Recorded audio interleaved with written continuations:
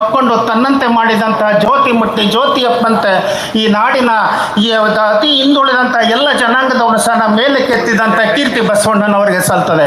ಅಂತಹ ನಿಟ್ಟಿನಲ್ಲಿ ಇವತ್ತು ಅವನ ಪುತ್ಥಳಿ ಇವತ್ತು ನಮ್ಮ ಗ್ರಾಮದಲ್ಲೆಲ್ಲ, ನಮ್ಮ ತಾಲೂಕು, ನಮ್ಮ ರಾಜ್ಯ, ನಮ್ಮ ದೇಶದಲ್ಲೆಲ್ಲ, ಇವತ್ತು ವಿದೇಶಗಳಲ್ಲಿಯೂ ಸಹ ಇವತ್ತು ಬಸವಣ್ಣನವರ ಪುತ್ಥಳಿಯನ್ನು ನಿರ್ಮಾಣ ಮಾಡಿಕೊಂಡು ಅವನ ತತ್ವಗಳನ್ನು ಪರಿಪಾಲನೆ ಮಾಡ್ತಾ ಇದ್ದಾರೆ ಅಂತಂದರೆ ಅದಕ್ಕೆ ಅವರ ತತ್ವ, ಅವರ ಒಂದು ಏನು ಅವರಲ್ಲಿ ಆ ತತ್ವ, ಆ ವಚನಗಳಲ್ಲಿ ಇರ್ತಕ್ಕಂಥ ಧರ್ಮದ ಒಂದು ತಳಹದಿ ಏನಿದೆ, ಸಾರ ಏನಿದೆ, ಆ ನಿರಾಕಾರ ಸ್ವರೂಪವಾಗಿರ್ತಕ್ಕಂಥ ಪರಮಾತ್ಮನನ್ನ ಸಾಕಾರ ಸ್ವರೂಪವಾಗಿ ಕೊಟ್ಟಂಥ ಪ್ರತಿಯೊಬ್ಬರಿಗೂ ಜಾತಿ ವಯೋ ಲಿಂಗಾತೀತವಾಗಿ ಕೊಟ್ಟಿರ್ತಕ್ಕಂಥ ಈ ಧರ್ಮ ಏನಿದೆ, ಈ ಧರ್ಮದ ಸರಳ ಸೂತ್ರಗಳನ್ನು, ನೀತಿಗಳನ್ನು ಪ್ರತಿಯೊಬ್ಬರು ಸಹ ನಾವು ಒಪ್ಕೊಂಡಿದ್ದಾರೆ ಇವತ್ತು. ಯಾಕೆ ಅಂತಂದರೆ ಆಕ್ಸ್ಫರ್ಡ್ ಮತ್ತು ಕೇಂಬ್ರಿಡ್ಜ್ ವಿಶ್ವವಿದ್ಯಾನಿಲಯದ ವಿದ್ವಾಂಸರುಗಳು ಬಸವಣ್ಣನವ್ರನ್ನ ಜಗಜ್ಯೋತಿ ಅಂತ ಕರೆದೋದಂಥವ್ರು ನಮ್ಮ ಯಾವುದೇ ನಾಡಿನ ಮಠಾಧೀಶರಲ್ಲ.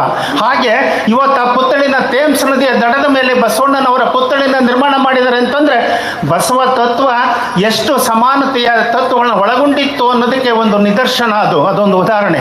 ಹಾಗೆ ಇವತ್ತು ನಮ್ಮ ಗ್ರಾಮದಲ್ಲಿ ಅಂಥ ಒಂದು ಪುತ್ಥಳಿನ ನಿರ್ಮಾಣ ಮಾಡಿರ್ತಕ್ಕಂಥದ್ದು ನಮ್ಮೆಲ್ಲರ ಸೌಭಾಗ್ಯ ಅಂತೇಳಿ ಭಾವಿಸ್ತಾ, ಇವತ್ತು ನಾವೇನು ಎಲ್ಲ ಒಂದು ಒಳ್ಳೆಯ ಕೆಲಸವನ್ನು ನಮ್ಮ ಗ್ರಾಮದ ಯುವಕರು ಮಾಡಿದ್ದಾರೆ.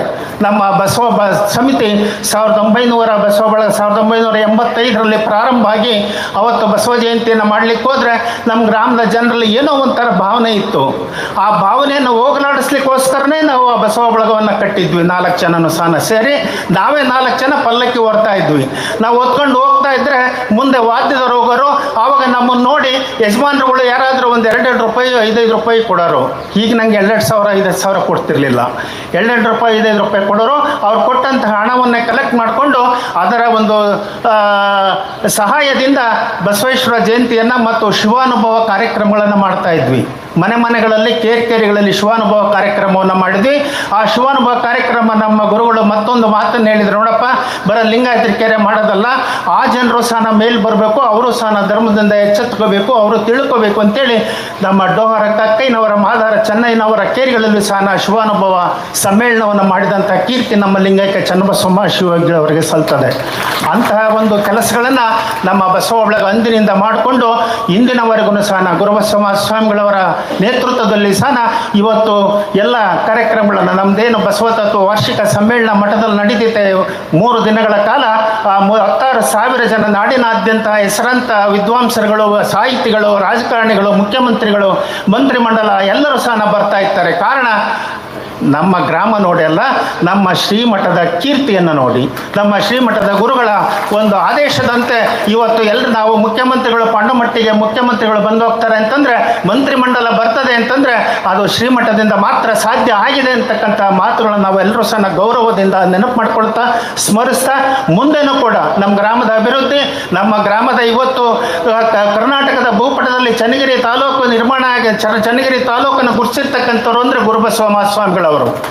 ಅದು ಪಾಂಡುಮಟ್ಟಿ ಚನ್ನಗಿರಿ ತಾಲೂಕನ್ನು ಬರೀ ಪಾಂಡುಮಟ್ಟಿ ಗ್ರಾಮನಲ್ಲ, ಅಂಥ ಒಂದು ಕೀರ್ತಿಯನ್ನು ಇವತ್ತು ನಮ್ಮ ಏನು ಬಸವ ತತ್ವದ ಮಠಾಧೀಶರುಗಳಿದ್ದಾರೆ, ಆ ಬಸವ ತತ್ವದ ಮಠಾಧೀಶರುಗಳ ಸಾಲಿನಲ್ಲಿ ಮೇರು ಪರ್ವತಂತ ಇರ್ತಕ್ಕಂಥ ಗುರುಬಸವ ಮಹಾಸ್ವಾಮಿಗಳವರು ಇಂಥ ಒಂದು ಸಾಮಾಜಿಕ ಕೈಂಕರ್ಯಗಳನ್ನು ಮಾಡ್ತಕ್ಕಂಥ ಕೆಲಸವನ್ನು ಮಾಡ್ತಾ ಇದ್ದಾರೆ.